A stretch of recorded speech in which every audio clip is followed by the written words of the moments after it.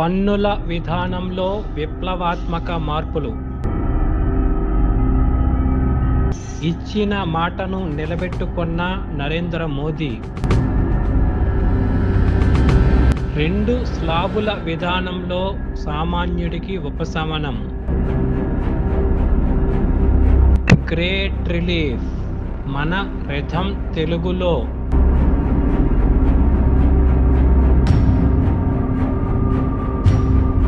ప్రధానమంత్రి నరేంద్ర మోదీ ఇచ్చిన మాటను నిలబెట్టుకున్నారు. జీఎస్టీ పన్నులకు సంబంధించిన స్లాబులను కుదిస్తూ కేంద్ర ప్రభుత్వం నిర్ణయం తీసుకుంది. ఈ మేరకు ఆర్థిక మంత్రి నిర్మలా సీతారామన్ అధ్యక్షతన జరిగిన జీఎస్టీ కౌన్సిల్ సమావేశంలో నిర్ణయించారు. ఇక నుంచి 5-18% స్లాబులను మాత్రమే కొనసాగిస్తారు. 12-28% స్లాబులను తొలగిస్తున్నారు. అయితే విలాస వస్తువులపై 40% ప్రత్యేకమైన పన్ను విధించనున్నారు.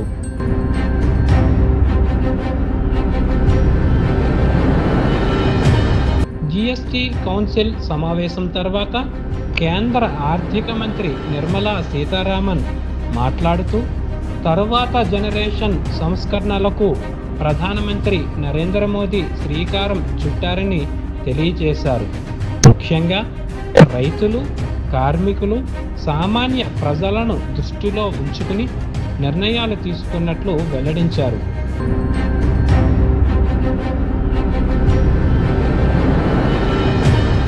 స్లాబుల మీద, ధరల కుదింపు మీద సమావేశంలోని రాష్ట్రాలు అంగీకరించాయని నిర్మలా సీతారామన్ వెల్లడించారు.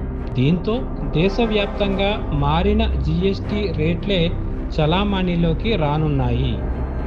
ఇక కొత్త పన్నుల వ్యవస్థ ఇలా ఉండబోతోంది.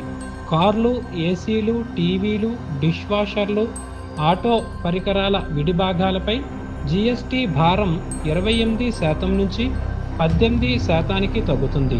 ఇక ప్యాకేజ్డ్ వాటర్, హెయిర్ ఆయిల్, బిస్కెట్లు, ఐస్ క్రీంలు, టూత్ పేస్ట్, వ్యక్తిగత సంరక్షణ ఉత్పత్తులు, సబ్బులు, సైకిళ్ళు, హస్తకళలు, పాస్తా, ఇన్స్టాంట్ న్యూడిల్స్, చాక్లెట్లు వంటి అంశాల మీద గతంలో ఉండే 12 లేదా 18% స్లాబుని 5%కి తగ్గిస్తున్నారు.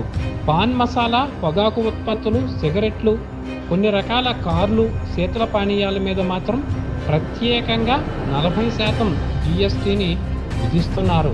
వ్యక్తిగత జీవిత మరియు ఆరోగ్య బీమాల మీద 18% జీఎస్టీని పూర్తిగా ఎత్తివేస్తారు.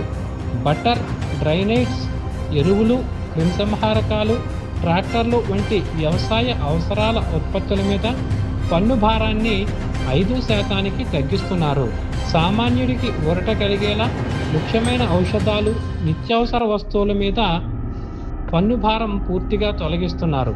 కాగా జీఎస్టీ స్లాబులలో మార్పులు చేయడం మీద 2 తెలుగు రాష్ట్రాల్లోని ప్రధాన పార్టీలు హర్షం వ్యక్తం చేస్తున్నాయి. తెలుగుదేశం, జనసేన, బీజేపీ విడివిడిగా విడుదల చేసిన ఒక ప్రకటనలో మోదీ ప్రభుత్వానికి మద్దతు పలికాయి. ఈ నిర్ణయంతో సామాన్యుడికి చాలా ఊరట కలుగుతుందని తెలుగు రాష్ట్రాల్లోని పార్టీలు, నాయకులు, సామాన్య ప్రజలు అభిప్రాయం వ్యక్తం చేస్తున్నారు.